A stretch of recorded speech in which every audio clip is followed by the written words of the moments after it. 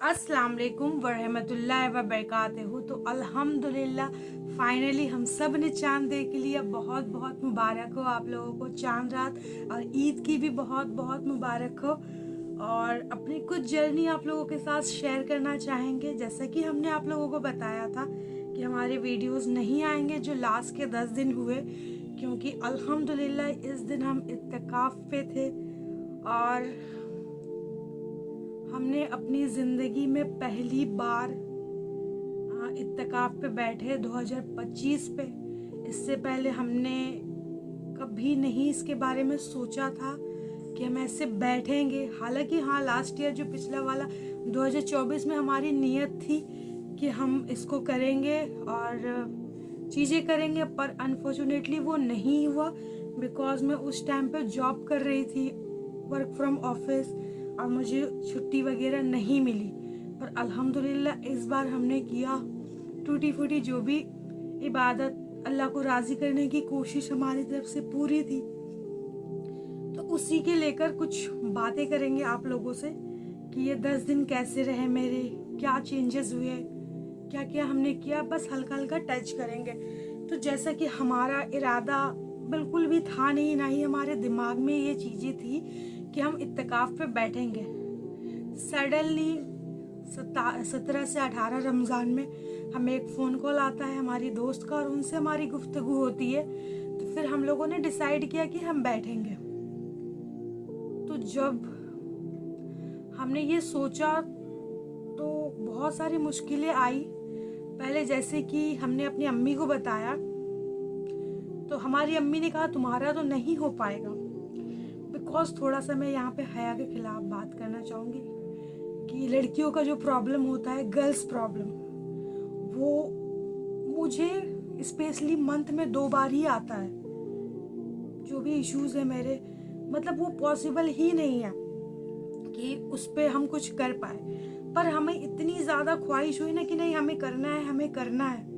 और उसके लेकर ना हमने अल्लाह से खूब दुआएं मांगे कि अल्लाह सब चीज़ तो तू ही कर रहा है, अगर तू कुछ करना चाहे तो कौन ही रोक पाएगा। तो मैंने बहुत ज़्यादा दुआएं मांगी और अल्हम्दुलिल्लाह आप यकीन नहीं मानोगे कि मतलब पॉसिबल ही नहीं है कि वो जो गर्ल्स प्रॉब्लम हो ना मुझे, और मंथ में 2 बारी। पर अल्हम्दुलिल्लाह आज चांद रात हो गया और हमारा 10 दिन कंप्लीट हो गया, पर हमें वो प्रॉब्लम नहीं हुआ। अल्लाह का बहुत शुक्र करती कि अल्लाह ने मेरी दुआएं कबूल करी।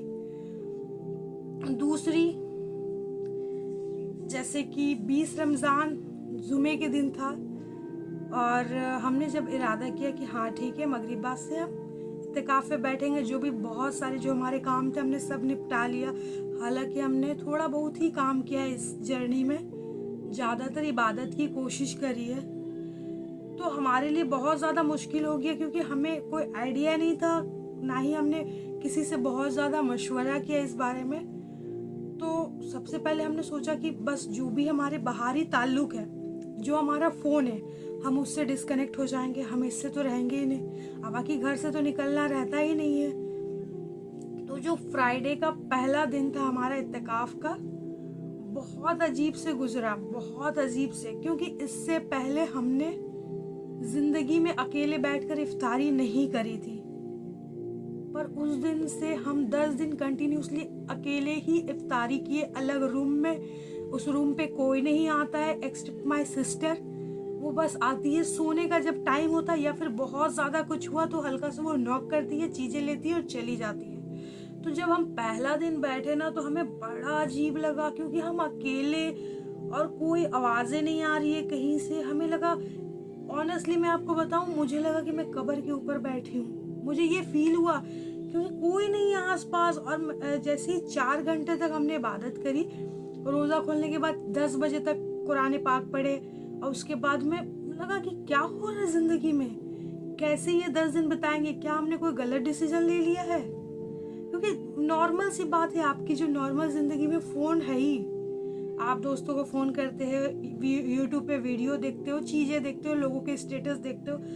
पर ये जब हमने सोचा तो हमने लगा कि शायद हमने ये गलत डिसीजन ले लिया है, क्योंकि क्योंकि 10 दिन ऐसे कैसे सर्वाइवल कर पाएंगे। हम तो बहुत ज़्यादा बातें करते हैं घर पे, बहुत हंसी मजाक अपने अम्मी लोग के साथ होते हैं, और ये 10 दिन हमें सीरियसली कैसे बिताएंगे। पर वो सिर्फ पहला ही दिन था हमारा। दूसरे दिन पे जब हम एंटर करते हैं तो हमारे अंदर एक अलग सा बदलाव आ चुका था। हमारा जो दिमाग था वो डिवाइड हो चुका था उन चीज़ों को लेकर, जो हमने एक छोटा सा प्लान किया था कि हम इतने कुरान तक पढ़ेंगे, इतनी दुआएं पढ़ेंगे।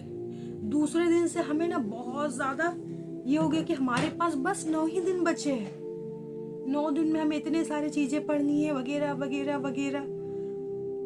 तो दूसरे दिन से हमारा जो स्टार्ट हुआ कि हाँ हमें करना है, चीज़ें करनी है, सब कुछ करना है। और एक नई चीज़ें हमें अपनी बारे में पता चली जो कि इससे पहले हमें कभी नहीं पता थी। हमें लगता था कि 3 पारा पढ़ना ही बहुत है एक दिन में, कि आप 10 दिन में 1 कुरान मुकम्मल कर लोगे, ये तो बहुत बड़ी बात है। पर हमें ये नहीं पता था कि सलमा खातून 2 दिन में भी 1 कुरान मुकम्मल कर सकती है। ये हमें इत्तिकाफ के दौरान पता चला। जब हमने 2 दिन में 1 कुरान मुकम्मल किया, हमें लगता कि पॉसिबल ही नहीं है। एक बार हमारी किसी से बात हुई थी तो उन्होंने कहा कि वो 3 दिन में करती है, उसकी इतनी कैपेसिटी। हमने कहा हम तो 3 पार से ज़्यादा नहीं सकेंगे पढ़ने।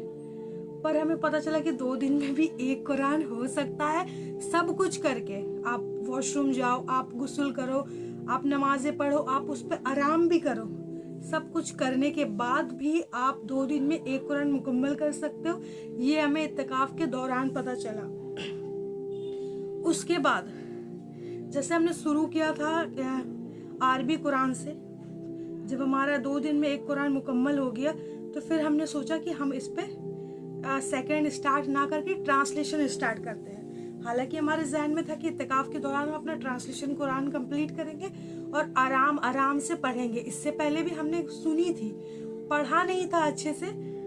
यूट्यूब पे जो वीडियोस होते हैं उसी को ही हमने सुना था, और वो भी जर्नी के दौरान सुनी थी, तो उतना गौर से नहीं था। पर चीज़ें कहीं ना कहीं थोड़ी बहुत पता थी कि अल्लाह ने क्या कहा है, क्या नहीं कहा, क्या हमें करना है, यही सब था, थोड़ा बहुत नॉलेज।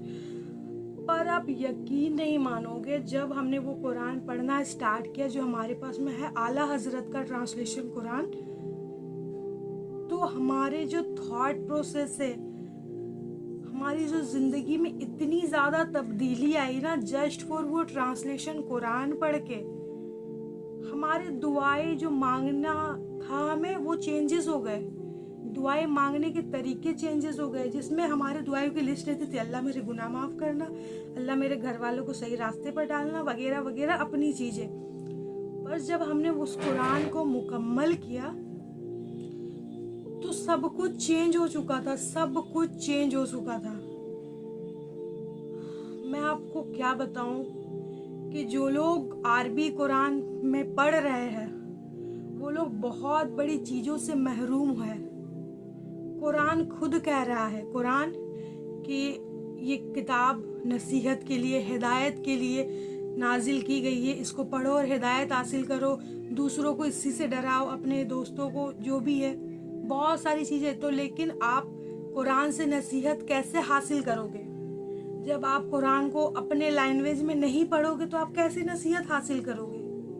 कुरान का तो मकसद है ना, अल्लाह ताला ने तो कुरान को हिदायत के लिए नाजिल किया है, लोग गुमराही से बचे, लोग सीधे रास्ते पे चले। लेकिन आप जब पढ़ोगे अलहम्दु शरीफ से लेके जो भी चीज़ें पढ़ोगे तो आप नसीहत नहीं हासिल कर सकते। जब तक आप कुरान को ट्रांसलेशन नहीं पढ़ोगे तो आप जो कुरान का मकसद है वो आपको नहीं मिल पाएगा। एक्चुअल जो मकसद है, अल्लाह ने तो जो मकसद के लिए बनाया उससे आप महरूम रह जाओगे। तो जब हमने इसको पढ़ा ना तो हमारे बहुत सारे ऐसे जगह पे आए कि मतलब लाइनें पढ़ रहे हैं और आंख ऐसे बह रहे हैं। मैं आपको क्या बताऊं, हमने कभी नहीं सोचा था कि आप अकेले रूम पे बैठ के एक किताब पढ़ पढ़ के आपकी आंखें टपकेगी। एक होता ना कि आपके साथ कुछ हुआ है तो आप रो रहे हो, कोई बातें याद करके रो रहे हो, नहीं, वो लाइनें इतनी पावरफुल, इतनी ज़्यादा अंदर तक आपकी लगती है कि आपके आंसू ऐसे टप टप टप टप बहना स्टार्ट हो जाते हैं। और मैं अल्लाह का बहुत शुक्र करती हूँ कि अल्लाह ने मुझे ये तौफीक बख्शी कि मेरे दिल में ये चीज़ें डाली कि हमने इत्तिकाफ पे बैठे और कुरान को फिर ट्रांसलेशन पढ़ा। और अब तक का जो हमारा ज़िंदगी का जितना भी साल गुजरा है, सबसे बेस्ट टाइम अगर मैं निकालूं तो ये 10 दिन थे ज़िंदगी के सबसे बेहतरीन दिन, जो मेरे लिए बहुत फ़ायदेमंद साबित हुआ। बहुत ज़्यादा मुझे इससे बेनिफिट मिली, जो मेरे आने वाली ज़िंदगी के लिए बहुत ही अच्छा है। पहले जो चीज़ें थी कि हाँ, अल्लाह को जानते थे, चीज़ें करते थे, लेकिन कहीं ना कहीं दुआओं में दुनियावी चीज़ ज़्यादा रहती है। एक लाइन पे अल्लाह ताला फरमा रहे हैं ना कि क्या तुम्हें सब कुछ दुनिया में चाहिए, तुम्हें मुझसे मिलने का बिल्कुल भी खुशी नहीं है। हालांकि ये लाइन अल्लाह ताला बहुत अच्छे से बोल रहे हैं, हमने आपको जस्ट एक आइडिया बताया कि जब इस तरीके से आप पढ़ रहे हो और अल्लाह बोल रहा है कि अल्लाह बहुत हिकमत वाला है। कुरान में 2 चीज़ें मैंने नोटिस करी। एक जगह पे अल्लाह ताला, हर जगह पे ऑलमोस्ट अल्लाह ताला अपनी रहमत का इजहार कर रहे हैं, और दूसरी जगह पे डरा भी रहे हैं कि अल्लाह का अजाब सख्त है। सूरह बकरा में एक है लाइनें जिस पे अल्लाह ताला बोल रहे हैं काफिरों का ठिकाना जहन्नम में, जब उनको जहन्नम में डाला जाएगा और जब उनकी खालें जल जाएगी, आप समझ रहे हो, खाल लाइक उनकी चमड़ियाँ जल के खत्म हो जाएगी, तो उस पर नई चमड़ी डालेंगे वो अल्लाह ताला। कितना खौफनाक ये मंजर होगा, आप सोच सकते हो। ओवरऑल ये 10 दिन ने मुझे चेंज किया है एक तरीके से, और कहीं ना कहीं अल्लाह ताला चाहते थे कि ये हो मेरी ज़िंदगी में। और मैं बहुत ज़्यादा अल्लाह का शुक्रगुजार हूँ कि अल्लाह ने ये 10 दिन मुझे दिया, दुनिया से डिस्कनेक्ट किया। फर्स्टली मेरे फ़ोन से डिस्कनेक्ट किया। हालांकि मेरे फ़ोन में ऐसा कुछ नहीं है कि बहुत कोई मुझे मैसेज करेगा जिसकी मैसेज के लिए हम तड़प रहे, मुझे ऐसा मैसेज कभी आ ही नहीं सकता। बस तो फ़ोन रख दिए थे, किसी से बात नहीं हुई, अभी तक से हमने किसी को कोई फ़ोन नहीं किया। हमारा नेट भी ऑफ है। अब नेट खोलेंगे तो देखते हैं 10 दिन में किसने क्या मैसेज किया। हमें नहीं लगता कि हमें कोई ख़ास मैसेज आने वाला है कहीं से। जेबा के अलावा हमें किसी की इंतज़ार रहते नहीं है। बाकी जो भी रिश्तेदार हमारे रेगुलर, जैसे हमारी फुप्पी वगैरह फ़ोन करती, हमने सबको ब्लॉक लिस्ट पे डाला, क्योंकि उनका फ़ोन आएगा फिर बजेंगे हमारे पास। बाकी आप लोग भी कोशिश करें कि कुरान को ट्रांसलेशन पढ़ें। अरबी पढ़ के आपको सवाब जरूर मिलेगा, लेकिन आप उससे नसीहत हासिल नहीं कर पाओगे, ना लोगों को बता सकोगे कुरान का मैसेज। नॉन मुस्लिम पूछते हैं ना हमसे कि तुम्हारे कुरान में क्या है, कुरान क्या बोलता, तो हम तो नहीं बता सकते, हम बस दुनियावी 4 चीज़ें उसको बता देते हैं। बाकी एक्चुअल जो मीनिंग है वो जनाए उनको, खुद भी जाने, अपने घर वालों को बताए, क्योंकि कुरान का मकसद ही है कि उसको पढ़ो और नसीहत हासिल करो। अल्लाह ने हिदायत के लिए ही बनाई है। जब आप उसको अपने लैंग्वेज में नहीं पढ़ोगे तो कैसे होगा। अभी मैं ये वीडियो आपको बंगाली में बनाऊँ के देती हूँ, तो क्या बंगाली में आप इस वीडियो को समझ पाओगे? आप बस मुझे ही देख पाओगे, मेरी वीडियो समझ नहीं पाओगे। तो जो भी लैंग्वेज आपको आती है आप उस लैंग्वेज में पढ़ना नहीं आता, यूट्यूब पे 30 पारे तक का ट्रांसलेशन अवेलेबल है। एक चैनल है जो रिसेंटली अभी स्टार्ट कर रहे हैं, यजदान शेख बोलकर है, वो नॉन मुस्लिम थे, कुछ साल पहले ही वो कन्वर्ट हुए हैं इस्लाम में, और वो बहुत अच्छे से अपने चैनल पे अपलोड कर रहे हैं।